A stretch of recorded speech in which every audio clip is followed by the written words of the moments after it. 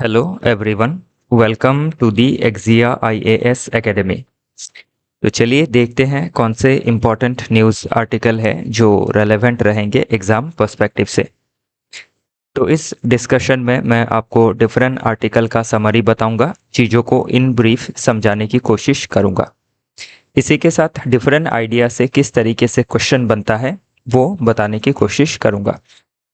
ये जो भी एनालिसिस है UPSC as well as different state PCS का जो ऑफिशियल सिलेबस है उसके मुताबिक है। उसमें जो टॉपिक दिए गए हैं उस तरीके से जो भी आर्टिकल आपके सिलेबस से अलाइंड होती है उस तरीके के आर्टिकल को पिक किया गया है। नेक्स्ट स्लाइड में एडमिशन ओपन है एक्जिया आईएएस एकेडमी में। आप हमारे फाउंडेशनल कोर्स से जुड़ सकते हैं। तो इस फाउंडेशनल कोर्स में हम आपको कंप्रीहेंसिव कवरेज प्रोवाइड करेंगे सिलेबस का across different GS paper including ऐसे पेपर। कंप्रिहेंसिव स्टडी मटेरियल भी दिया जाएगा as per syllabus. Regular test लिया जाएगा बिफोर प्री एंड मेंस। जो भी क्लासेस होंगी वो एक्सपर्ट फैकल्टी के द्वारा कराई जाएंगी। वन ऑन वन मेंटोरिंग के तहत आपके जितने भी डाउट है उनको कैटर किए जाएंगे। आप क्लासरूम में कुछ चीज़ें अगर नहीं समझ पाते हैं, डाउट रह जाता है, तो उसके लिए रिमेडियल क्लासेस भी प्रोवाइड की जाएंगी। इन हाउस लाइब्रेरी में जुड़ के आप अपना प्रिपरेशन को और अच्छी तरीके से आगे बढ़ा सकते हैं। फर्दर आपका मन में कोई डाउट है तो आप कांटेक्ट कर सकते हैं हमारे ऑफिशियल कांटेक्ट नंबर 6002417488 नंबर पे। तो चलिए देखते हैं आज का पहला आर्टिकल। तो आज का पहला आर्टिकल है about women participation in judiciary. तो ये जो मुद्दा है एग्जाम में अपेयर हो सकता है, और अगर नहीं भी होता है तो सपोज कर लीजिए कि कोई आर्टिकल आया है, कोई टॉपिक आया है ऐसे के ऊपर वुमेन एम्पावरमेंट को लेके है, या फिर इन जनरली वुमेन एम्पावरमेंट को लेके कोई भी आर्टिकल आपके जीएस कोई भी टॉपिक जीएस पेपर में पूछा गया है। जीएस पेपर 1 में हो सकता है, 2 में हो सकता है। तो उसमें आपको क्या करना है, वुमेन का जो जुडिशरी में पार्टिसिपेशन है वो कम है उस चीज को मेंशन करना है कि वुमेन का पार्टिसिपेशन को एटलीस्ट 33% तक, जिस तरीके से पंचायत में, म्युनिसिपैलिटी में, और हाल ही में जो नारी शक्ति वंदन अधिनियम है 106 कॉन्स्टिट्यूशनल अमेंडमेंट एक्ट, तो उसी तरीके से क्या करना है हमारे हायर जुडिशरी में including high court and supreme court में भी, एंड देन जो सबऑर्डिनेट कोर्ट होते हैं डिस्ट्रिक्ट लेवल में उसमें भी 33% का जो आपका कोटा है वो वुमेन को प्राप्त होना चाहिए। तभी जो वुमेन की एक्सेसिबिलिटी है या फिर जो पार्टिसिपेशन है इन जुडिशियल सिस्टम उसको इंश्योर किया जा सकेगा।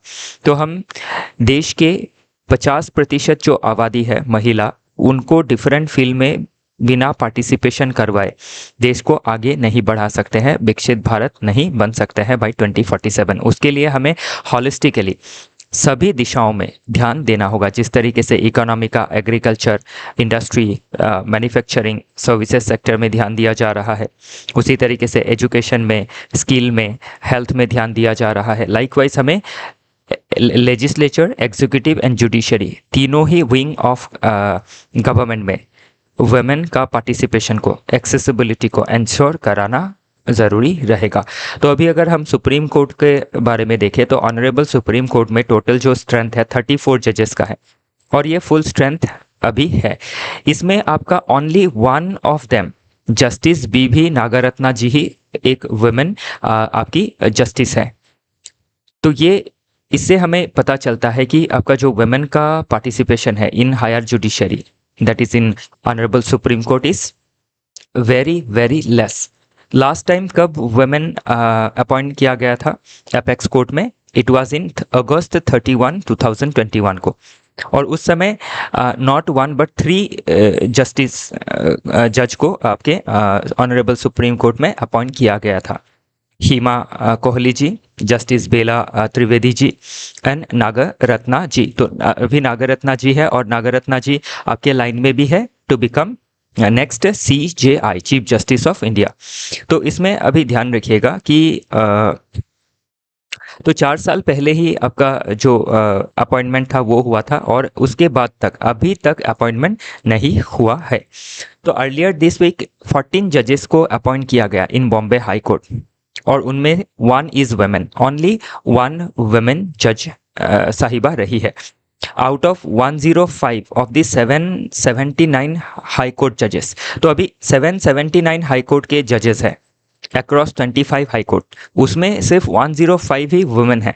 तो इसीलिए ज़रूरी है कि एटलीस्ट 779 में लगभग 200 से 250 तो मिनिमम जो वुमेन रिप्रेजेंटेशन है इन हायर जुडिशरी वो होना चाहिए, इन स्पेशली इन हाई कोर्ट के मामले में ये बात की गई है। इंडिया के अगर टॉप परफॉर्मिंग कोर्ट में हम देखें, तेलंगाना, सिक्किम एंड मणिपुर का जो ऑनरेबल हाई कोर्ट है, तो उसमें जेंडर रिप्रेजेंटेशन जो है वो काफ़ी अच्छा है compare to honourable supreme Court and other high court. तो 10 ऑफ द 30 जजेस आपके है इन हाई कोर्ट में। Number of women in lower judiciary अगर देखें तो तेलंगाना सबसे ऊपर है। तो तेलंगाना में जो आपके डिस्ट्रिक्ट या फिर डिस्ट्रिक्ट से नीचे सब डिविजनल लेवल में जो जुडिशरी होती है उसमें 50% फीमेल रिप्रेजेंटेशन है, तो ये काफ़ी आपका एक कमेंडेबल अप्रिशिएबल बात है। सिक्किम सेकंड रैंक में है 33% के साथ जजेस आर वुमेन। थर्ड रैंक में है मणिपुर विद 25% और वर्स्ट रैंक में है Meghalaya, Tripura and Uttarakhand, no women जजेस। अभी जो पहली जज साहिबा थी from 1937 when justice Anna Chandy ji became India's first women जज। कहाँ बनी थी? डिस्ट्रिक्ट कोर्ट ऑफ केरला में। तो इस तरीके का जो इन्फॉर्मेशन है ये प्रीलिम्स में पूछा जा सकता है। और इसी के उपरांत हमें एक चीज़ और भी इंश्योर करनी है कि जो हायर जुडिशरी है उसमें जो हम ऑनरेबल जजेस को अपॉइंट करते हैं they should belong to different state, from different caste and social background, religious background के होने काफ़ी ज़रूरी है, इंक्लूडिंग जो जेंडर इंक्लूजन है वो भी होना चाहिए। कभी क्या है आपके जो डिफरेंट जजमेंट आती है, तो अभी क्या होता है जो जजमेंट आती है नो डाउट वो फैक्ट के बेसिस पे, लॉजिक के बेसिस पे, रूल ऑफ लॉ के बेसिस पे ही आता है, लेकिन उसमें क्या है आपके जो जजेस के डाइवर्स बैकग्राउंड होते हैं उनके जो लाइव एक्सपीरियंस होती है वो भी काफ़ी जो जजमेंट होता है उसमें काफ़ी इम्पैक्ट डालती है। तो अभी जैसे marriage equality, criminalisation of marital rape, तो अभी मैरिटल रेप का जो मुद्दा है वो सुप्रीम कोर्ट में पेंडिंग है। तो इसमें अगर महिला जजेस रहती है तो उससे क्या होगा, इस तरीके के जो वुमेन सेंसिटिव इश्यूज हैं उसमें आपका एक अच्छा आउटकम निकल सकता है। तो इसीलिए ज़रूरी है कि देश का हर डेमोक्रेटिक इंस्टीट्यूशन में डाइवर्सिटी ऑफ कंट्री का रिप्रेजेंटेशन हो। और हिस्टोरिकली आपके जो डिफरेंट ग्रुप ऑफ पॉपुलेशन है इंक्लूडिंग वुमेन, उनका जो एक्सक्लूजन है उसको इंक्लूजन में तब्दील किया जाए। तो इसमें आखिर में एक सुझाव ये भी रखा गया है कि जिस तरीके से कोटा सिस्टम अडॉप्ट किया गया पार्लियामेंट में फाइनली टू एंश्योर 33% रिजर्वेशन, जो आपके नेक्स्ट जो डिलिमिटेशन होगा उसके बाद ये रिजर्वेशन को एंश्योर किया जाएगा। तो उसी तरीके से 34 सीट्स में से आपके 33% सीट्स को रिजर्व किया जा सकता है। एटलीस्ट 10-12 जजेस तो होने चाहिए। नेक्स्ट आर्टिकल बात करता है, कुछ दिन पहले हमने डिस्कस किया था जो आपका कोल्हापुरी चप्पल है, जो इंडिजीनियस नॉलेज से या फिर आपका एक जो पर्टिकुलर रीजन में है वहाँ के जो आपके आर्टिस्ट है वो अपने इंडिजीनियस नॉलेज का इस्तेमाल करके इसको बनाते हैं और इसको जीआई टैग भी मिल चुका है, geographical indication tag under this act, geographical indication of goods act 1999। तो अभी ये जो कोल्हापुरी चप्पल है इसको जो प्राडा नाम की जो ब्रांड है उसने क्या किया, सेम जो चप्पल है इसको कॉपी किया और इसका प्राइस लाख रुपए से भी ज़्यादा में वो बेच रहे हैं।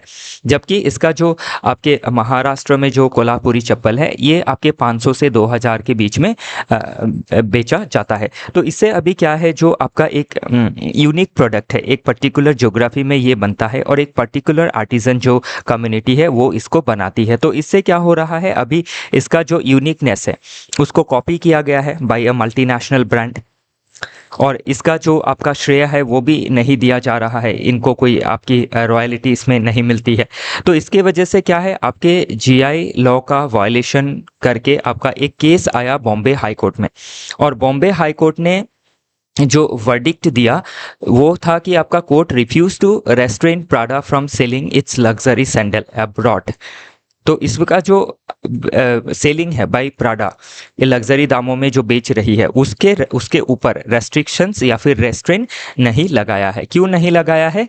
क्योंकि जो जीआई लॉ है, जीआई लॉ ऑफ 1999, तो ये जो लॉ है इसका टेरिटोरियल नेचर है, मतलब ये सिर्फ देश के अंदर ही प्रोटेक्शन देता है, और जो कोई भी देश के अंदर इसको वायलेट करता है तो उनके ऊपर सिविल एंड क्रिमिनल चार्जेस लगाई जा सकती है। और इसमें ज़रूरी है कि जो आपकी इंडिजीनियस नॉलेज यूज़ करने वाली कम्युनिटी है या फिर आर्टिजन कम्युनिटी है, उन्हीं को केस करना पड़ेगा। कोई अलग जो है ग्रुप इसके आपके जो आर्टिजन्स है उनके बिहाफ पे केस नहीं कर सकते हैं। तो इसमें अभी आप देख सकते हैं कि जो एक कल्चर है एक एरिया का, जो आर्टिजन का जो लाइवलीहुड का क्वेश्चन है, उसको प्रोटेक्ट करने में जो लॉ है देश के बाहर वो विफल हो रही है। तो इसके लिए अभी इसका उपाय क्या है? इसका उपाय ये है कि जो डब्ल्यूटीओ का ट्रिप्स है, ट्रेड रिलेटेड इंटेलेक्चुअल जो प्रॉपर्टी राइट का जो आपका प्रोविजन है, उसके तहत इसको प्रोटेक्शन दिया जाना है। और इसी के साथ जो यूनाइटेड नेशंस का वीपो है, world intellectual property right organisation, उसके तहत इसको प्रोटेक्शन दिया जा सकता है। अभी यूएस जैसे देशों में भी अगर हम देखें तो कोई आपका स्टैंड एलोन जीआई लॉ नहीं है। इंस्टेड क्या है? GIs are protected as certification mark, तो सर्टिफिकेशन मार्क लिया जा सकता है। फॉर एग्जांपल जैसे अभी दार्जिलिंग टी है, और दार्जिलिंग टी ने सर्टिफिकेशन जो मार्क है वो लिया है। तो अभी यूएसए में दार्जिलिंग टी को कोई आपका उधर का लोकल टी या फिर अलग जगह का टी को मिक्स करके या फिर उसका दार्जिलिंग टी का टैग लगा के नहीं बेच सकते हैं, वरना आपका इसके अगेंस्ट लीगल केस फाइल किया जा सकता है। तो अभी इससे हम जो कंसर्न है वो क्या है कि जो आपकी एमएनसीज है वो किस तरीके से क्या कर सकती है, डिफरेंट इंडिजीनियस नॉलेज को कॉपी कर सकती है without giving them any incentives या फिर without giving them any recognition, और उसमें क्या है जो लॉ है वो प्रोटेक्ट भी नहीं कर सकती है। दूसरा कंसर्न ये भी है कि जो एमएनसीज है उनके पास काफ़ी वेल्थ होता है, उनके पास काफ़ी रिसोर्सेस है, उनके पास लीगल टीम है, एक्सपर्ट टीम है, जो जिसके सामने जो आपके आर्टिजन्स है, छोटे आर्टिजन्स, वो नहीं टिक सकते हैं। तो ये एक कंसर्न है। तो इसके लिए ज़रूरी क्या है, जो देश की गवर्नमेंट है या फिर जुडिशरी है, देन आपके जो सिविल सोसाइटी है, या और जो आपके इंटरनेशनल लेवल पे डब्ल्यूटीओ जैसे ऑर्गेनाइजेशन, इवन जैसे ऑर्गेनाइजेशन है, इनको ग्लोबल लेवल पे जो लोकल कल्चर है, जो इंडिजीनियस नॉलेज है, उसको प्रोटेक्शन देना काफ़ी ज़रूरी है। तो ध्यान रखिएगा, इन फ्यूचर ये क्वेश्चन बन सकता है। बाकी ये क्वेश्चन आपका प्रीलिम्स में भी पूछा जा सकता है कि जीआई टैग कौन से लॉ के तहत दिया जाता है।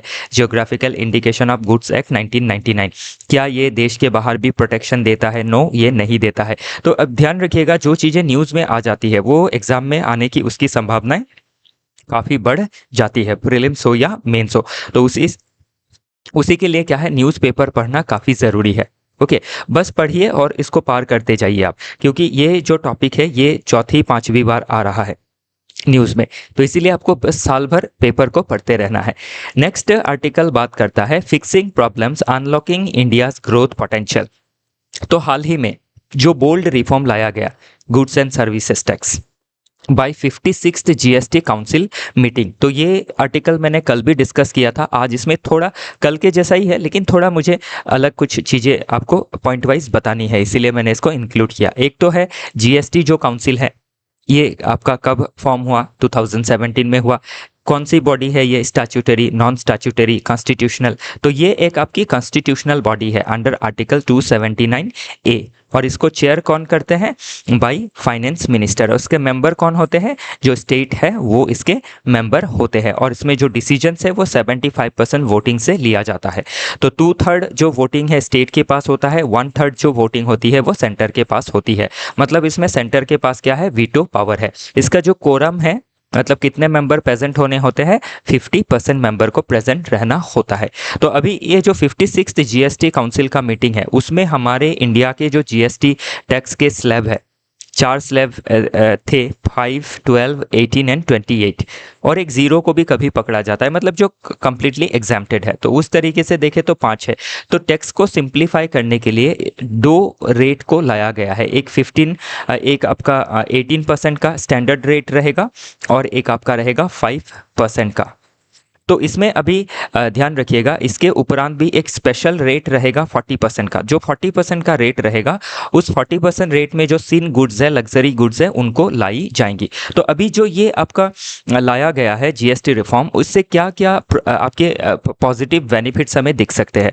तो एसेंशियल जो है, जो एसेंशियल चीज़ें हैं, soap, toothpaste, hair oil, shampoo, kitchenware, इनके ऊपर क्या है, जीएसटी को आपका एकदम कम कर दिया गया है, ज़ीरो स्लैब में लाया गया है। और कोई कोई सामान को 5%, जैसे पैकेट आइटम को 5% के स्लैब में रखा गया है। तो इससे क्या है, जो हर हाउसिंग है उसका जो सेविंग्स है वो बढ़ेगा, और सेविंग्स बढ़ने से क्या होता है, वो पैसे इकोनॉमी में चैनलाइज किए जा सकते हैं।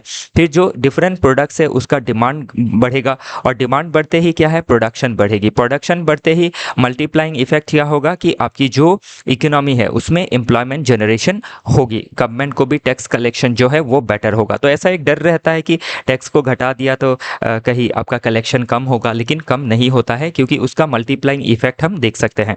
फिर लाइफ सेविंग जो ड्रग्स है एंड क्रिटिकल मेडिकल डिवाइसेस में 5% का जीएसटी कर दिया गया है। बहुत सारे चीज़ों में नील है, बहुत में 5% है। तो 18 से आपका सीधा 5% में ला दिया गया। तो इससे क्या होगा कि आपकी जो मेडिकल फैसिलिटीज़ है वो और ज़्यादा अफोर्डेबल, एक्सेसिबल बन जाएंगी। ओके, और इसमें आपका सिर्फ इकोनॉमिक विन नहीं रहेगा, एक सोशल विन भी हम देख सकते हैं। फिर जो लेबर इंटेंसिव इंडस्ट्रीज़ है, textile, handicraft, leather, footwear, toys, इसमें भी आपकी जो टैक्सेस है, जीएसटी है, उसको कम की गई है, जिससे क्या है, प्रोडक्शन ज़्यादा होगा, मार्केट में डिमांड भी बढ़ेगा और सेलिंग भी अच्छा होगा।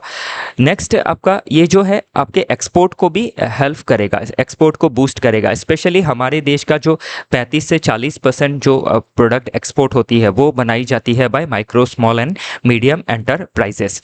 तो ये micro, small and medium enterprises का जो इकोनॉमिक एक्टिविटीज़ है वो बढ़ेगा, एम्प्लॉयमेंट जनरेट होगा इससे, जो डिफरेंट लोकल रीजन में एमएसएमई है वो काफ़ी बढ़ेंगी। तो इससे एक इंक्लूसिव डेवलपमेंट हम देख सकते हैं। मेक इन इंडिया का जो गोल है उसको पूरा कर सकते हैं। फिर आत्मनिर्भर भारत का गोल इससे पूरा हो सकता है, और जो विकसित भारत का गोल है बाय 2047 वो भी इससे पूरा हो सकता है।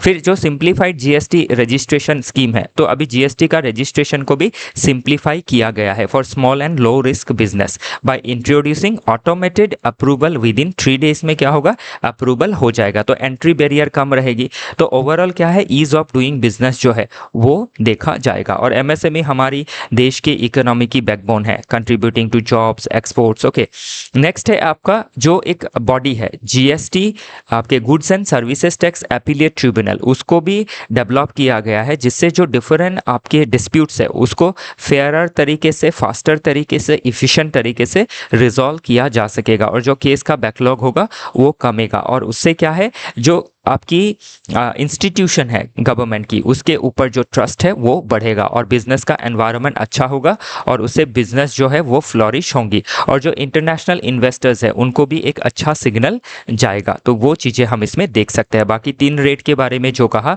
5%, 18%, 2 रेट्स रहेंगी, मेरिट रेट और एक आपका डीमेरिट रेट रहेगा। 40% जैसे गुटखा हो, पान मसाला हो, इसके ऊपर ये रेट लगेगा, सिगरेट्स हो। ओके, तो ये लगना ज़रूरी भी है।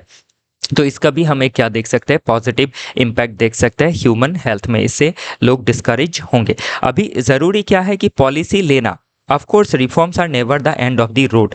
तो सबसे ज़रूरी क्या है, हमने रिफॉर्म्स लिया है, that need to be implemented in a better manner. तो इसको टाइम बाउंड तरीके से, इसको बिना डिले किए हुए इसको इम्प्लीमेंट करना काफ़ी ज़रूरी रहेगा। तभी क्या है, हम हमारी इकोनॉमिक जर्नी को आगे बढ़ा सकते हैं। नेक्स्ट आर्टिकल बात कर रहा है अ न्यू लीफ। तो अ न्यू लीफ में क्या है, एनवायरनमेंट का जो कंप्लायंस है need to be monitored at all level. तो अभी सेंट्रल लेवल पे हो, स्टेट लेवल लेवल पे हो, लोकल लेवल पे हो, तो एनवायरनमेंट का मॉनिटरिंग करना, मतलब जो डिफरेंट आपकी एजेंसीज है जो मॉनिटर करती है, सेंट्रल लेवल में central pollution control board, state level में स्टेट पोल्यूशन कंट्रोल बोर्ड, ये आपका मैनेज करती है। डिस्ट्रिक्ट लेवल में डिस्ट्रिक्ट जो अथॉरिटीज़ होती है पोल्यूशन कंट्रोल को लेके, वो आपके पोल्यूशन को कंट्रोल करती है। किसके पोल्यूशन को? जो इंडस्ट्री होती है, मैन्युफैक्चरिंग यूनिट होता है, जो आपके वाटर को यूज़ करता है, एयर को पोल्यूट कर सकता है, लैंड को पोल्यूट कर सकता है, तो उनको उनके ऊपर कंप्लाइंसेस लाता है।